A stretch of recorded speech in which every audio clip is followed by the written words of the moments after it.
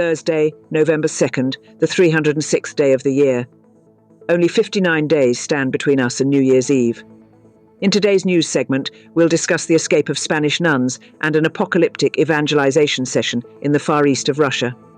We'll ponder whether electronic gadgets assist in raising American children and take a leap to Egypt to see if Christians are faring better after the rule of the Muslim Brotherhood. In conclusion, we pose a non-rhetorical question. Does the Church help in truly experiencing faith? Welcome to the Safira Radio News Service.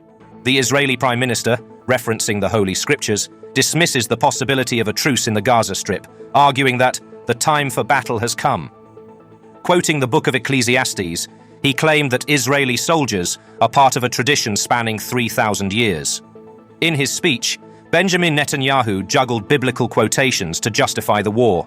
In response, clergyman Dr. Ian Paul, a writer and theologian, emphasized the importance of correct Bible interpretation and cautioned against taking verses out of context. He highlighted that God's primary objective is peace and that the Bible should be understood through the lens of Jesus, the Prince of Peace. In Arusha, Tanzania, during the African Commission on Human and People's Rights deliberations, the World Lutheran Federation, alongside partners, concentrated on the issue of gender-based violence in East Africa. The primary focus was on education and actions to counteract such violence, especially among refugees.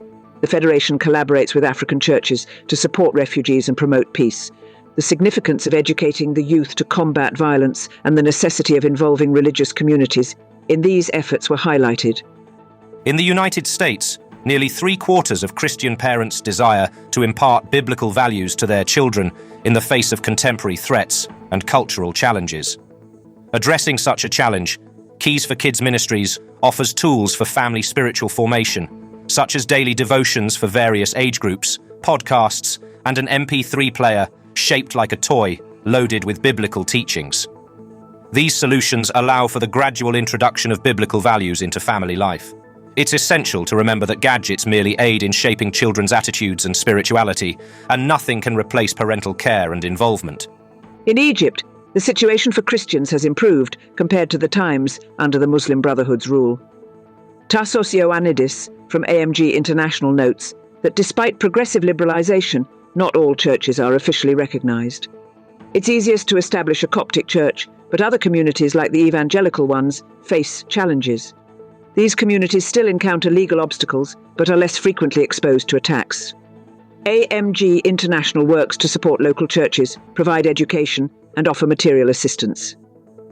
In Vyazemsky, in the Khabarovsk region of Russia, an evangelistic series titled Back to the Future concluded. The central theme presented the future in the context of the ancient prophecy of the apocalypse. Eduard Simenyuk from the Seventh-day Adventist Mission Union directed the program. The teachings were broadcast online on various platforms. The program was memorable due to its unique approach to the topic and the local community's engagement. 10 Spanish nuns have been accused of stealing over 20 pieces of sacred art from the convent of Amor Misericordioso y de la Madre de Dios in Avila, which closed in October. Nearly 300 residents organized a protest condemning the nuns.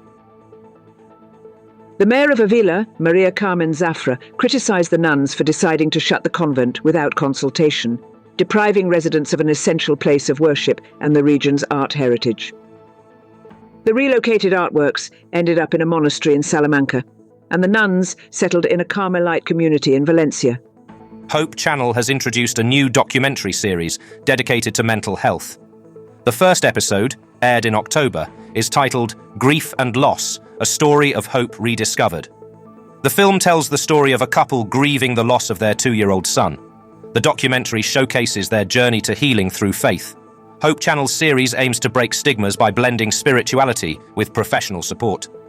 As part of the project, viewers can take advantage of a biblical course on mental health care. The series is available on the Hope Channel's YouTube channel. Have you ever wondered what it truly means to be a believer? It's not about passing a religious studies test or blindly following doctrines. What's crucial is how we live our faith in our everyday lives. Have you ever felt that the church sets challenges before you and you treat sermons as history lessons or empty moralizing? In such cases, it's essential to focus on how Jesus taught us to live, not on dogmas. Your personal relationship with God and your love for others are more important than any tests or evaluations. The true essence of faith isn't measurable by exams, but is manifested in daily life with God and in caring for others. This has been a news service from Radio Safira. Protestants, Catholics, and Orthodox together.